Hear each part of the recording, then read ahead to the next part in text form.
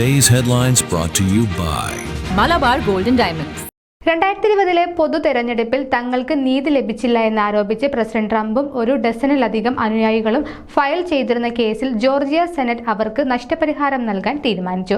കൗണ്ടികൾക്ക് നൽകിയ ലീഗൽ ഫീസും മറ്റ് ചിലവുകളും അപ്പീൽ വാദികൾക്ക് തിരിച്ചു നൽകും.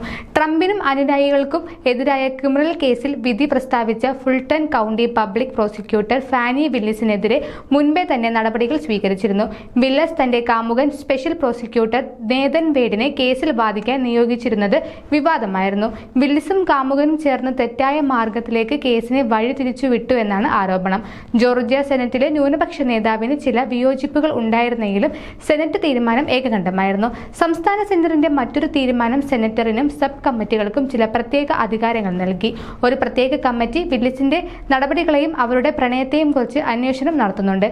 വില്ലിസിനെ വിളിച്ചു വരുത്താൻ നടത്തിയ ആദ്യ ശ്രമത്തിന് അവർ വഴങ്ങിയില്ല.